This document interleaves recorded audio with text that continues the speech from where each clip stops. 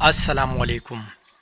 آج ہم ایک ایسے عمل کی بات کریں گے جو صرف بھوک اور پیاس کا نام نہیں بلکہ انسان کی پوری شخصیت کو بدل دینے کی صلاحیت رکھتا ہے۔ وہ عمل ہے روزہ۔ رمضان آتا ہے تو ہم سحری کے لیے اٹھتے ہیں، دن بھر بھوکے پیاسے رہتے ہیں، افطار کرتے ہیں، تراویح پڑھتے ہیں، قرآن کی تلاوت بڑھ جاتی ہے، دل نرم ہو جاتا ہے، آنکھوں میں نمی آ جاتی ہے۔ لیکن اصل سوال یہ ہے، کیا روزہ صرف ایک مہینے کا پروگرام ہے یا پوری زندگی کے لیے ایک تربیتی نظام ہے؟ قرآن میں اللہ تعالیٰ فرماتا ہے کہ روزہ تم پر فرض کیا گیا ہے تاکہ تم میں تقوی پیدا ہو۔ یہاں مقصد بھوک نہیں بتایا گیا، یہاں مقصد تقوی بتایا گیا۔ یعنی روزہ ایک تربیتی کورس ہے، ایک روحانی کیمپ ہے، ایک اصلاحی عمل ہے۔ جب انسان کے سامنے پانی رکھا ہو اور وہ نہ پیے، جب کھانا موجود ہو اور وہ نہ کھائے، جب تنہائی ہو اور پھر بھی وہ گناہ سے بچ جائے، تو یہ اس بات کی علامت ہے کہ اس کے اندر اللہ کی نگرانی کا احساس زندہ ہو رہا ہے۔ یہی تقوی ہے، یہی وہ کیفیت ہے جو انسان کو چھپ کر بھی گناہ کرنے سے روکتی ہے۔ یہاں پر ایک لمحے کے لیے رک کر سوچئے، اگر رمضان گزر گیا اور ہمارا جھوٹ وہی رہا، ہماری زبان وہی رہی، ہمارا غصہ وہی رہا، ہمارا رویہ وہی رہا، تو کیا ہم نے روزے کی روح کو پایا؟ رسول اللہ صلی اللہ علیہ وسلم نے فرمایا کہ جو شخص جھوٹ اور برے عمل کو نہ چھوڑے تو اللہ کو اس کے بھوکا پیاسا رہنے کی کوئی حاجت نہیں۔ اس حدیث کا مطلب یہ نہیں کہ روزہ باطل ہو گیا، بلکہ اس کا مطلب یہ ہے کہ روزہ اپنے روح کو کھو بیٹھا۔ روزہ ہمیں دو بنیادی چیزیں سکھاتا ہے۔ پہلی چیز ضبط نفس، دوسری چیز اللہ کی ہر جگہ ہر وقت موجودگی کا احساس۔ ضبط نفس کا مطلب صرف کھانے پینے سے روکنا نہیں، اس کا مطلب ہے آنکھ کو حرام سے روکنا، زبان کو غیبت سے روکنا، دل کو حسد سے روکنا، ہاتھ کو ظلم سے روکنا۔ شعور یہ کہتا ہے کہ انسان ہر حال میں یہ سمجھے کہ میرا رب مجھے دیکھ رہا ہے۔ رمضان ہمیں یہی سکھاتا ہے کہ ہم اپنی خواہشات کے غلام نہیں ہیں۔ ہم چاہے تو رک سکتے ہیں، ہم چاہے تو بدل سکتے ہیں، ہم چاہے تو اپنے نفس کو قابو میں رکھ سکتے ہیں۔ اب یہاں اصل موضوع آتا ہے، روزے کے تسلسل کو قائم رکھنا۔ رمضان ختم ہوتا ہے، عید آتی ہے اور پھر اکثر ایسا ہوتا ہے کہ عبادات کی رفتار کم ہو جاتی ہے۔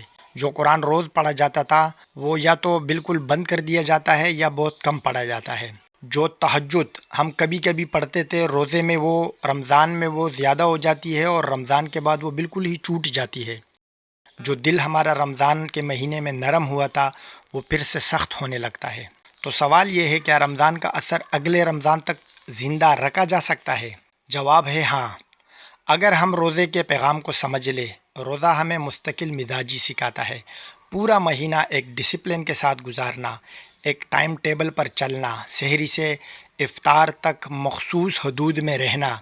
یہ اس بات کی تربیت ہے کہ ہم اپنی پوری زندگی کو بھی نظم میں لا سکتے ہیں، ترتیب میں لا سکتے ہیں۔ اگر رمضان کے بعد ہم یہ پانچ وعدے کر لیں، یہ عہد کر لیں، تو روزوں کا تسلسل قائم رکھا جا سکتا ہے۔ پہلا وعدہ، 5 وقت کی نماز کی حفاظت۔ نماز رمضان کا نہیں ہے، پوری زندگی کا نظام ہے۔ اگر نماز محفوظ ہو گئی تو ایمان کی بنیاد محفوظ ہو گئی۔ دوسرا عہد، زبان کی حفاظت۔ اگر ہم رمضان کے بعد بھی غیبت، جھوٹ، بہتان سے بچنے کا شعوری فیصلہ کر لے تو روزے کی روح زندہ رہے گی۔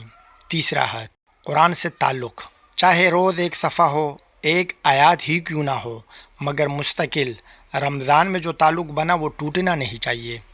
چوتھا عہد، نفلی روزے۔ ہفتے میں ایک دن یا مہینے میں چند دن، تاکہ نفس کو یاد رہے کہ تم آزاد نہیں ہو، تم اللہ کے بندے ہو۔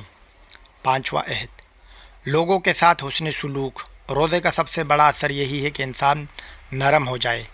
اگر رمضان کے بعد بھی ہم یتیم، مسکین، کمزور، گھر والوں، پڑوسیوں کے ساتھ اچھے رہے تو سمجھ لیجئے کہ روزہ قبولیت کی طرف جا رہا ہے۔ یاد رکھیے، روزہ صرف پیٹ کا نہیں، کردار کا بھی روزہ ہوتا ہے۔ صرف دن کا نہیں، زندگی کا روزہ ہوتا ہے۔ صرف رمضان کا نہیں، پورے سال کا روزہ ہوتا ہے۔ ایک نظم ہے، ایک ترتیب ہے۔ اصل کامیابی یہ نہیں کہ ہم نے 30 روزے رکھ لیے، اصل کامیابی یہ ہے کہ رمضان نے ہمیں بدل دیا۔ اگر رمضان کے بعد بھی ہم گناہ سے رک جائے، اگر تنہائی میں بھی اللہ کو یاد رکھے، اگر موقع ملنے کے باوجود ظلم نہ کرے، اگر طاقت ہونے کے باوجود معاف کر دے، تو یہ رمضان کا تسلسل ہے۔ روزہ ہمیں بتاتا ہے کہ تم بدل سکتے ہو، تم اپنے نفس کو ہرا سکتے ہو، تم دنیا کی خواہشات کے غلام نہیں ہو، اور سب سے بڑھ کر تم اکیلے نہیں ہو، تمہارا رب تمہارے ساتھ ہے۔